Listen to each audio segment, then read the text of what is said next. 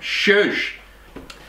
Today we're going to be talking about Rolex's hidden gem, the Rolex Turnograph.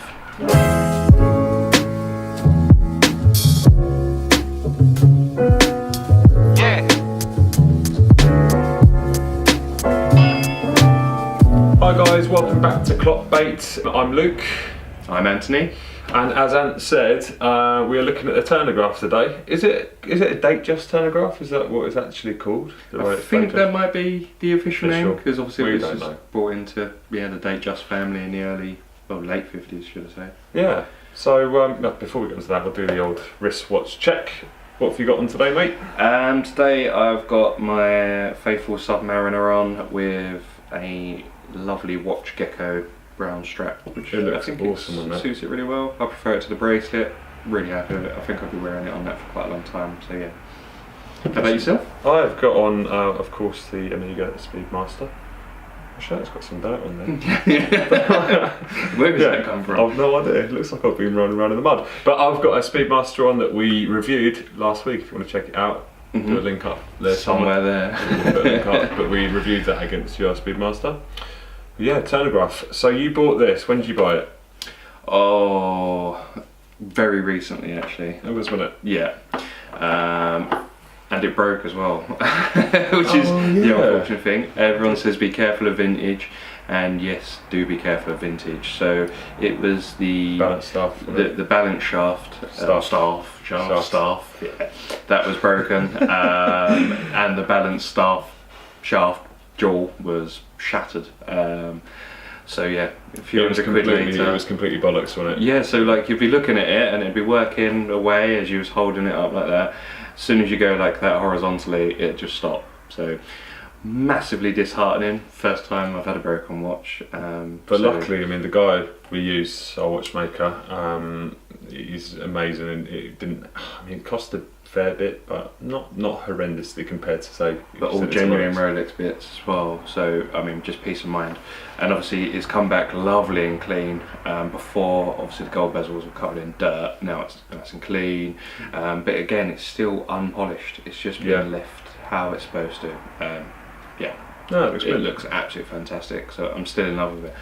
And I just can't believe, why are these so rare? Why do people not know about them per se? And why are more people not buying them? They are like, you know when you're at Christmas and you have the weird uncle? Yeah. I don't really know where I'm going with this analogy, but you've got a weird uncle in the family that you kind of love. He might be quite... the wildly inappropriate one. Yeah, exactly that. But I mean, that's not wildly inappropriate, so... But, you know, it's just a little bit unloved.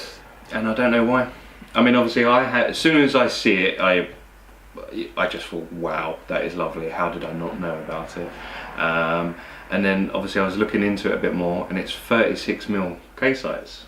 You were a little bit concerned about that, weren't you? Yeah, because you're used to wearing the sub, which when you bought that, you thought that was going to be too small. Yeah, I mean, when I first put the sub on, after wearing that horrendous tag, which was like 42, 43mm, this felt really small. So you're going to get to the stage, though, that you're going to end up wearing my wife's 20mm Omega and thinking, this will do. No, definitely not. This looks alright. Smaller is not always better. But 36 is perfect with that. It wears so well because of the big bezel on the outside. It wears almost like the 40. It doesn't. I don't put it on and think, oh, this is a bit too small. The wife even wears it a lot. She absolutely loves it.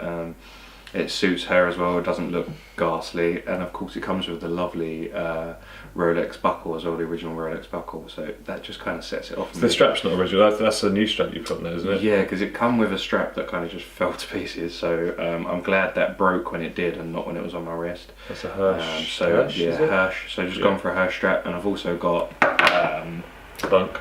Yeah, funk. Agree, that's probably why it broke. A green Hirsch strap as well, which I haven't actually worn on it, but I think it might look quite nice. I just wish I got it in crocodile or lizard skin rather than just plain leather, but we'll see how that goes after I wear it a little bit. So going back to your question, Turnographs, why don't people know about them? When did they come out? This is what people won't know. Yeah. A brief history lesson. It might be in depth, it might not be in depth. It's like our sub one again, isn't it? 1953 actually. So 53. They're quite far back in Rolex's history. So And they were going. So what year is that? That's 60. So that's 66. This is 66. Which is how many years later? Oh, I'm not doing quick maths. You're the quick maths. 13. Come on, mate. So basically, it came out in 1953, and it was the first production non-prototype Rolex to have a rotating bezel. And back in '53, no one actually knew what to do with a rotating bezel. I still don't know what to do with it. I'd just leave it in the 12 o'clock position. Yeah, exactly. Yeah, that's all I do. Yeah, exactly. That's what I was doing. It was the first ever Rolex tool watch, and obviously it kind of the actual 1953 Turnograph looks exactly like the 1954 sub, because the sub actually come out after the Rolex. That's why that predated it, didn't it? Yes, it predated it. Still did it have the red triangle? The red triangle on the bezel, and it was a black dial. Yeah, that's it. Nice. And it looked exactly like the original sub, basically. And impossible to find, right? I don't think any have come up any time lately. So basically, they brought the sub out, and then the kind of Rolex just kind of got the Turnograph just got overshadowed and pushed into the Datejust family. And then it was, I think it was, what date was it? I'm enjoying this history lesson. Yeah, it's very bad, isn't it? It's a very bad. 1959, this one came out. So the 1625 reference, and this was the longest Turnograph reference. What was different to that with the first ones? Do you know? Basically, the bezel was a little bit different. And did it say Datejust on there? It didn't say Datejust before, and it also had Turnograph written before, and also we had different hands. So obviously we've got quite slim hands on this now. Yeah. Did they have thingy before Mercedes hands? I think the first the very first one did have Mercedes hands. From what I've seen anyway on the internet, did have Mercedes hands. But the references before, you could get honeycomb dials and stuff like this. Nice. Okay. And with this one, it come with this white dial, which is almost like a white. It's like enamel. That's what it reminds me of, like an enamel kind of. You catch it in the sunlight. It's almost got like a linear effect, which I really quite like. It reminds me of the dial. You know, on that the Creedor, the Ichi. I don't know how you pronounce it. Itchy 2. The Itchy 2. We had the Itchy one. Scratch that. I have absolutely no idea what you're talking about. But it's like, it reminds me of the dial of that. That's kind of the same kind of colour and the same. Well, hopefully you know what he's talking about. And then in this reference, they did a gold dial, which it was too much gold, far too much gold. They did the blue dial, which is the rarest of them all. I've never seen it. It looks amazing. I don't think I've ever seen one for sale. I've seen pictures obviously online. Looks lovely. Was that the Thunderbird one? Was it Thunderbird? Is that the? They're all classed as the Thunderbird. Are they? See, I always thought it was a blue one. Okay. So that was the other thing. So it was one of Rolex's military issue watches, but in the form of the USA Thunderbirds, which is kind of like our UK Red Arrows. So one of the pilots absolutely loved the Turnograph. So then they started issuing Turnographs to the Thunderbirds. So it's decent. And obviously, you know, Rolex with their marketing, they pick up on it straight away. So loads of the literature and the advertisements all had Thunderbirds and planes on it and stuff like that. So it was actually their first pilot watch, and it was a military issue watch from Rolex. I'm impressed with you, mate. That was a good history lesson. I have no idea. It's gold. It was a very thorough history lesson. So I hope you kept up. But yeah, the hands on this, I mean, it's quite. It's so legible, that watch. Yeah, but you have a look closely and you can see it's got like tritium balls on each of the outer markers, and there's a slice of tritium in each of the hands. And obviously they've faded quite nicely. I quite like that. You can't really see them unless you're under like a macro lens, but it just looks fantastic. And it wears so slim as well. When you have a look on the side profile. I've worn this for a couple of days and it is stupidly comfortable. Mm-hmm. It wears so well. The crown doesn't dig in. There's no crown guards either. That's one thing I love about them. There are no crown guards on the case. And it's still a screw down crown as well, which I quite like. And it's funny, it just pops off. Oh. Yeah, you just literally just go unscrew like that, and then it's popped off, and then to just screw it back in, it's like that. It's just one turn. So, someone knocking? No, I think that's just next door. And before, it didn't have the Cyclops with the date until it went over to the Datejust family, and then that's something it's had ever since. So it's non-quick set, right? Yeah, non-quick set, which is unfortunate, but it makes it all fun. I'm not too fast. If you enjoy that kind of thing for fun. Yeah, But as I say, this good. went from 1959, this reference, the 1625, till 1977, and that's when it started going downhill massively, didn't it? I mean, I don't know that. So the ones after 77, I know the later ones, because they did the ones in 2000 with that horrible red second hand, and it just... And the bezel just doesn't work. It looks like a really poor man's Yachtmaster. It just looks vile, doesn't it? And no one... They still did them for what? 2010, 2011 they still made them, and... 2011 is when they actually... Yeah, 2011 is when they... Who was buying them? Who went to Rolex and goes, I want that thing with a red second hand, please? But when you have a look online... The same people that buy them with the Milgauss, the lightning strike. No, I like the Milgauss. I know, the Milgauss, especially... The Milgauss is before the coloured crystals. Yeah, I really like those. The white okay. Yeah, I like those ones. I mean, don't get me wrong, the green one with the orange lightning second hand, I'd have one, but there's no way I'd be paying like $5-6 grand for it. Not when you can get an Explorer 2 or something. But as tangent, yes, going off on a tangent as per usual. So yeah, it's 1625. So this has the automatic movement as well. 27 jewel 30-35 movement, which is quite nice actually. It's not too different from my sub when I opened it up. No. So it's quite nice actually. It's supposed to be quite robust, and that was something why the Thunderbirds really liked it, because they said it was quite a strong, impressive watch. And the balance stuffs don't break. Yeah, moving swiftly on. And obviously, for some reason, when you have a look on Chrono or eBay or kind of any other vintage watch places, there's absolutely like tons more of the later references, the 5 and 6 digit references. It must have been a fad. Yeah, it must have been a fad. Who? Yeah, but look at watch trends in the early 2000s. Hideous. Yeah, like the James Bond Omega that everyone seems to like from like 97, 98. Not fast for it. Yeah, I was thinking more like the rappers and the Jacob and Co with the. No. But they were still.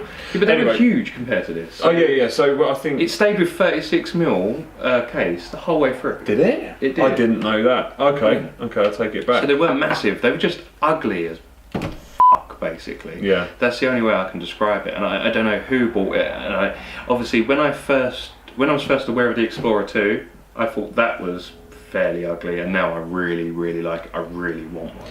But but I can't see the turnographs ever kind of getting there like that.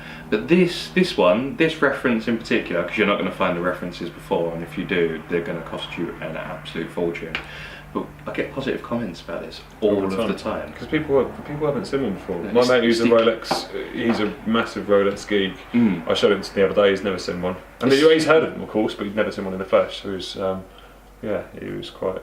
But it's the only watch that my wife likes that I've got, and she wears it more than I do actually. That's always a positive. So, and all these people do like them.